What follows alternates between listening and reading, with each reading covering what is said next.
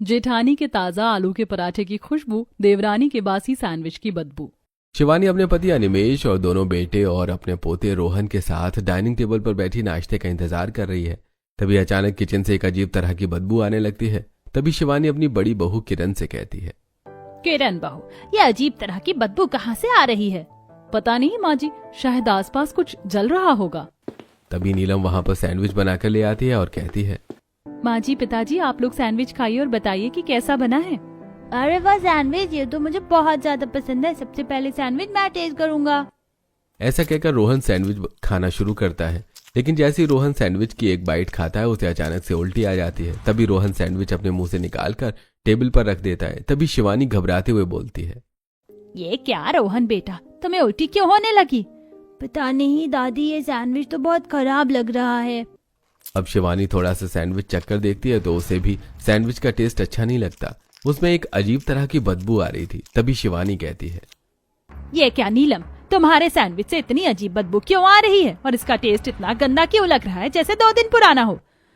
ये आप क्या कह रही हैं माँ जी? मैं तो अभी ही बना कर लाई हूँ। ये सुनकर नीलम के ससुर अनिमेश कहते हैं, रुको बहू, मैं खाकर देखता हूँ। अब अनिमेश भी थोड़ा सा सैंडविच खाता है और उसे भी सैंडविच टेस्ट अच्छा नहीं लगता। तभी वो कहता है, नीलम बहू, शिवानी सच कह रही है। सैंडविच में बहुत अजीब सी बदबू होने के साथ साथ इसका स्वाद भी बहुत अजीब है। रहने दो, मैं तो बाहर ही जाकर समोसे खा लूंगा। अनिमेश टेबल से उठकर चला जाता है। उसके बाद शिवानी के दोनों बेटे अरुण और विनीत भी सैंडविच टेस्ट करते हैं और उन्हें भी सैंडविच का टेस्ट अच्छा नहीं लगता। तभी अरुण कहता है, माँ, मुझे भी सैंडविच बिल्कुल अच्छा नहीं लग रहा है और मैं ऑफिस के लिए भी लेट हो रहा हूँ। मैं भी बाहर ही कुछ खा लूंगा। और रोहन बेटा, चलो, मैं रास्ते से तुम्हें कुछ पैक करवा कर दे दूंगा और स्कूल भी छोड़ दूंगा। ऐसा कहकर विनीत भी वहां से चला जाता है। तभी अरुण कहता है, नीलम, ये तुमने कैसा सैंडविच बनाया है? इसका स्वाद तो बहुत अजीब लग रहा है। देवर जी, थोड़ा टाइम दीजिए, मैं आपके लिए कुछ बना देती हूँ। नहीं भाभी, हमेशा तो आप ही बनाती आई हो ना। अब नीलम को भी सिखाने की जरूरत है। फिलहाल तो मैं जा रहा हूँ, मुझे बहुत देर हो रही है। ऐसा कहकर किशन भी उठकर चला जाता है। तभी शिवानी कहती है, नीलम बेटा, देखा तुमने, सभी लोग बिना नाश्ता किए चले गए। ये तुमने किस तरह का नाश्ता बनाया था जो किसी को भी पसंद नहीं आया?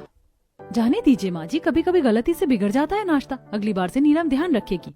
ठीक है, मैं अपने कमरे में जा रही हूँ। चाय और टोस्ट मेरे कमरे में पहुँचा दो, बस इसके सिवा मुझे अभी कुछ नहीं खाना है। ऐसा कहकर शिवानी भी अपने कमरे में चली जाती है। तभी किरण नीलम को समझाते हुए कहती है, कोई बात नहीं नीलम, तुम इन सब की बातों का बुरा मत मानना। कभी कभी तो सभी के हाथों से नाश्ता खराब हो जाता है। तुम कल अच्छा नाश्ता बनाना, तुम देखना सभी लोग कल फिर से खुश हो जाएंगे और सबकी नाराजगी दूर हो जाएगी। किरण नीलम को प्यार से समझा रही थी, लेकिन नीलम को किरण की बात पर गुस्सा आ रहा था। वो कुछ नहीं कहती और चुपचाप अपने कमरे में चली जाती है। जिसके बाद किरण रसोई में जाती है और काम करते हुए पुरानी यादों में खो जाती है। सुबह सुबह का समय था। रोज की तरह किरण किचन में पराठे बना रही थी। वो पराठों में कुछ स्पेशल मसाला डालकर उनका तड़का लगाकर आलू का भरता तैयार करती थी, जिसकी खुशबू धीरे धीरे बाहर तक फैल रही थी। तभी शिवानी अपने कमरे से बाहर निकलते हुए कहती है, लगता है किरण बहू ने आलू के पराठे बनाना शुरू कर दिया। कितनी अच्छी खुशबू आती है इसके पराठे से। तभी सामने से अनिमेश आता है और शिवानी से कहता है, अरे भगवान, मुझे तो ये पराठे की खुशबू से ही भूख लग जाती है। बहू के हाथों में तो सचमुच स्वाद का जादू है। चलो चलो, जल्दी डाइनिंग टेबल पर बैठते हैं, गर्मा गर्म आलू के पराठे खाने को मिलेंगे। तभी दोनों जाकर डाइनिंग टेबल पर बैठ जाते हैं। तभी वहां पर विनीत और रोहन भी आ जाते हैं और विनीत कहता है, माँ, किरण आलू के पराठे बना रही है ना, उसकी खुशबू बेडरूम तक आ रही है। हाँ दादी, मुझे तो इतनी अच्छी खुशबू से भूख लग गई। दादी, मैं स्कूल में सभी लोग कहते हैं कि मेरी मम्मी बहुत अच्छे पराठे बनाती है। उन्होंने ऐसा पराठा आज तक नहीं खाया। तभी वहां अरुण आ जाता है और कहता है, भाभी, अब जल्दी से गर्मा गर्म आलू के पराठे बनाकर खिला दो। आलू के पराठे की खुशबू ने तो भूख को 10 गुना बढ़ा दिया है। तभी किरण आलू के पराठे पर मक्खन लगाती है और फिर किरण रसोई से आवाज देकर कहती है, हाँ हाँ देवर जी, बस बन ही गए हैं। मैं गर्मा गर्म आलू के पराठे ला रही हूँ बस। फिर किरण सभी के लिए गर्मा गर्म आलू के पराठे लगा देती है। सभी लोग नाश्ता करने लगते हैं। आलू के पराठे की खुशबू खिड़की और दरवाजे से मोहल्ले में भी जा रही थी। तभी रास्ते से जाती हुई करुणा अपनी सहेली सुमन से कहती है, सुमन बहन, देख रही हो कितनी अच्छी खुशबू आ रही है आलू के पराठे की। हाँ करुणा बहन, ये शिवानी चाची के यहाँ से तो पराठे की खुशबू अक्सर आती रहती है। उनकी बहू किरण बहुत अच्छे आलू के पराठे बनाती है। पता नहीं वो अपने आलू के पराठे में ऐसा क्या डालती है जो उनके आलू के पराठे की खुशबू पूरे मोहल्ले में फैलती है। तभी वहां बगल की छत पर कपड़े सुखा रही लीला मौसी पराठों की खुशबू को सूंघ कर कहती है, लगता है किरण आज फिर पराठे बना रही। ऐसा करती हूँ, अपनी बहू से थोड़ा सा पोहा मांगकर उनके घर देने के लिए जाती हूँ। इसी बहाने मुझे भी पराठे खाने को मिल जाएंगे। लीला छत से नीचे उतरती और अपनी बहू से थोड़ा सा पोहा कटोरी में मांगती है और लेकर शिवानी के घर पहुंच जाती है और बाहर से ही आवाज लगाती है, शिवानी, अरे ओ शिवानी कहाँ गई? शिवानी डाइनिंग टेबल पर से ही आवाज देकर कहती है, हाँ हाँ लीला बहन, अंदर आ जाओ।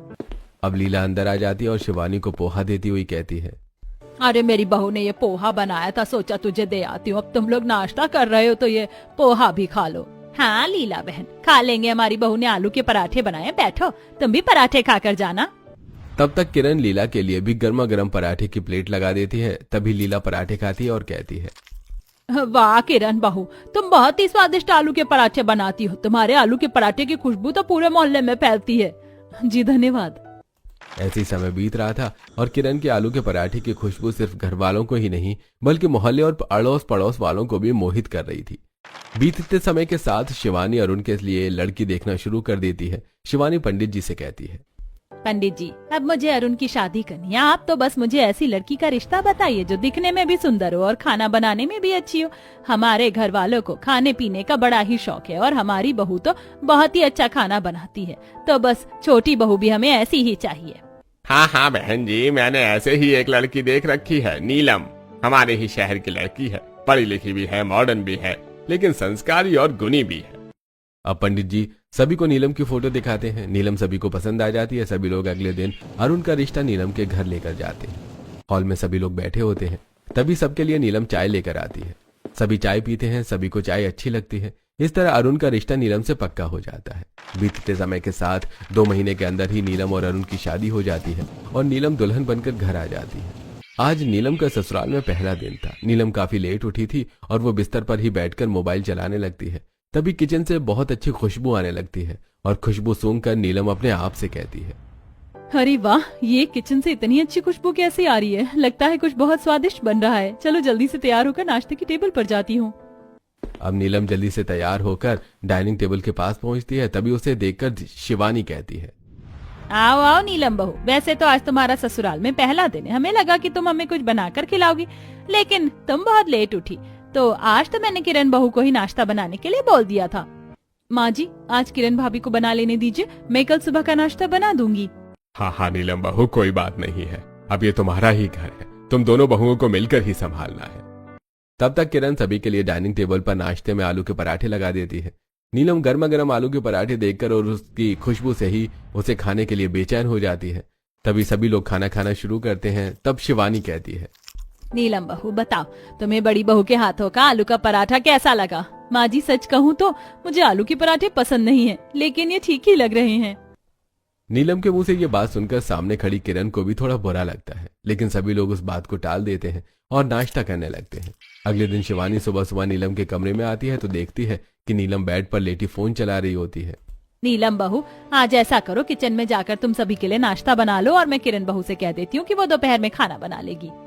वैसे माँ जी, अगर वो बना रही थी तो उन्हें ही बना लेने दीजिए सुबह का नाश्ता। नहीं बहू, तुम भी तो इस घर की बहू हो और हमें तुम्हारे हाथों का भी बना नाश्ता खाना है। फिर अभी तक तुमने अपनी पहली रसोई की रस्म भी पूरी नहीं की है, इसीलिए तुम किचन में जाओ और जाकर सभी के लिए नाश्ता बना लो। शिवानी इतना कहकर वहां से चली जाती है। तभी नीलम अपने आप से कहती है, अब मुझे तो ये पहली रसोई की रस्म में कोई इंटरेस्ट नहीं है। अच्छा भला किरण भाभी नाश्ता बना रही थी, माँ जी ने उन्हें जबरदस्ती मना कर दिया। कोई बात नहीं, मैं किचन में जाकर जल्दी जल्दी सैंडविच बना लेती हूँ, वो आसानी से भी बन जाते हैं। दरअसल नीलम मॉडर्न होने के साथ साथ काफी आलसी भी थी। उसे घर की कामकाज करना और खास तौर से खाना बनाना बिल्कुल भी पसंद नहीं था। पर अब मजबूरी में नीलम को नाश्ता बनाने के लिए किचन में जाना ही पड़ता है। अब नीलम किचन में जाती है, फ्रिज से ब्रेड निकालती है, उसके बाद वो कुछ सब्जियों को काटती है और ब्रेड को तवे पर मक्खन लगाकर सेकती है। तभी अजीब सी जली जली बदबू घर में फैलने लगती है। दूसरी तरफ सभी लोग डाइनिंग टेबल पर बैठे होते हैं। तभी सैंडविच की बदबू सूंघकर शिवानी कहती है, किरण बहू, ये अजीब सी बदबू कहाँ से आ रही है? पता नहीं माँ जी, शायद आसपास कुछ जल रहा होगा। किरण सोच ही रही थी कि तभी रोहन की आवाज से वो चौंक जाती है। माँ कहाँ हो गई आप? मुझे खाना दे दो, मुझे भूख लगी है। किरण रोहन को खाना देती है। अगले दिन किरण जल्दी उठकर घर का काम करती है और फिर रसोई में पहुंच जाती है। तभी किरण अपने आप से कहती है, अरे देवरानी जी अभी तक किचन में नहीं आई, लगता है उनकी नींद नहीं खुली होगी। चलो कोई बात नहीं, मैं ही आलू के पराठे बना लेती हूँ। वैसे भी घर में सभी को आलू के पराठे बहुत पसंद है। अब किरण एक तरफ आलू को उबालने के लिए रखती है और दूसरी तरफ कुछ खड़े मसाले को तवे पर रोस्ट करती है और उन्हें पीस लेती है। फिर आलू को मैश करती है, उनमें मसाले मिलाती है और तड़का देकर भरता तैयार करती है। जैसे वो आलू का भरता तैयार करती है तभी खुशबू पूरे घर और मोहल्ले में फैलने लगती है। तभी एक भिखारन शिवानी के घर के बाहर आवाज लगाती है, कोई है? अरे जरा मुझे कुछ खाने को दे दो। ये सुनकर शिवानी किचन में जाती है और किरण से कहती है, किरण बहू, तेरा आलू का पराठा बन गया है तो एक आलू का पराठा दे दे। बाहर भिखारिन आई है, मैं उसे दे देती हूँ, बेचारी कब से खाना मांग रही है। जी माँ जी, बन गया है, ये लीजिए। अब शिवानी पराठा लेकर दरवाजे पर आती है और भिखारन को दे देती है। भिखारन वो पराठा लेकर कहती है, तुम्हारे यहाँ से बड़ी ही अच्छी आलू के पराठे की खुशबू आ रही थी, इसीलिए मुझसे रहा नहीं। क्या भगवान तुम्हारा भला करे। ऐसा कहकर भिखारन आलू का पराठा लेकर चली जाती है। तब तक किरण ने सभी को नाश्ता लगा दिया था। नीलम भी डाइनिंग टेबल पर पहुंच गई थी। सभी लोग नाश्ता करने लगते हैं। तभी शिवानी नीलम से कहती है, नीलम बहू, तुम्हें बहुत देर से उठने की आदत है, धीरे धीरे इस आदत को बदलो। अपनी जेठानी को देखो कितनी जल्दी उठ जाती है और सभी के लिए नाश्ता बनाती है, तुम भी उसकी मदद किया करो। ये सुनकर नीलम अपने मन में कहती है, माँ जी, जब देखो तब मेरे पीछे पड़ी रहती हैं कि मैं नाश्ता बनाऊं। मुझे नाश्ता बनाने में कोई इंटरेस्ट नहीं है। जेठानी जी कोई नाश्ता बनाने देना चाहिए। बस मुझे तो गर्मा गर्म खाने को मिल जाए और मोबाइल चलाने को मिल जाए, इससे ज्यादा मुझे कुछ नहीं चाहिए। अब सभी लोग नाश्ता करते हैं। तभी रोहन कहता है, माँ जल्दी से मैं टिफिन पैक कर दो। और हाँ, आज मेरे टिफिन में आलू के पराठे ज्यादा रखना। मेरे सभी दोस्तों को आपके आलू के पराठे इतने पसंद है कि वो लोग रोज मेरे पराठे खा जाते हैं और मुझे खाने को ही नहीं मिलता। ठीक है बेटा, आज मैंने तुम्हारे टिफिन में 3 आलू के पराठे रख दिए हैं। 2 तुम अपने दोस्तों को खिला देना और 1 तुम खा लेना। अब सभी लोग नाश्ता करके अपने अपने काम पर चले जाते हैं। शिवानी भी अपने कमरे में आराम करने के लिए चली जाती है। तभी किरण कहती है, नीलम, चलो अब हम बाकी का काम खत्म कर लेते हैं, फिर दोपहर का खाना भी बना लेंगे।